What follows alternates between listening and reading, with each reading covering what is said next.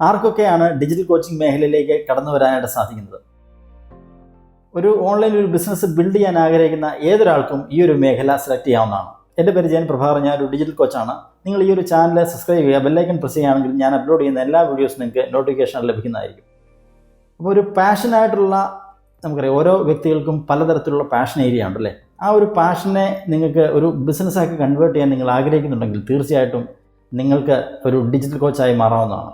ഇനി വിദ്യാർത്ഥികൾ, അല്ലെങ്കിൽ അധ്യാപകർ, അല്ലെങ്കിൽ എംപ്ലോയീസ്, ബിസിനസ്സുകാർ, വീട്ടമ്മമാർ, ഏതൊരാൾക്കും ഈ ഒരു ബിസിനസ്സിലേക്ക് കടന്നു വരാനായിട്ട് സാധിക്കും. നിങ്ങൾക്കൊരു പ്രത്യേക സ്കില്ലുള്ള വ്യക്തിയാണോ, നിങ്ങൾ വരയ്ക്കുന്ന ആളാണോ, ഡാൻസ് ചെയ്യുന്ന വ്യക്തിയാണോ, സംഗീതം അറിയാവുന്ന വ്യക്തിയാണോ, അല്ലെങ്കിൽ യോഗ അറിയുന്ന വ്യക്തികളാണോ, അല്ലെങ്കിൽ മെഡിറ്റേഷൻ അറിയാവുന്ന വ്യക്തികളാണോ, ഏതൊരു കാറ്റഗറിപ്പെട്ട ഒരു സ്കില്ല് നിങ്ങൾക്കുണ്ടെങ്കിൽ ആ ഒരു സ്കില്ലിനെ നിങ്ങൾക്ക് ഡിജിറ്റലൈസ് ചെയ്യാനായിട്ട് സാധിക്കും, കംപ്ലീറ്റ്ലി ഓൺലൈൻ. ഈ ഒരു നിങ്ങളുടെ സ്കില്ലിനെ ഡിജിറ്റലൈസ് ചെയ്തുകൊണ്ട് നിങ്ങൾക്ക് വീട്ടിൽ ഇരുന്നുകൊണ്ട് ഈ ഒരു നിങ്ങളുടെ ഇഷ്ടമുള്ള പാഷൻ ഏരിയ ഏതാണോ അതിലൊരു ബിസിനസ് ബിൽഡ് ചെയ്യാനായിട്ട് സാധിക്കും.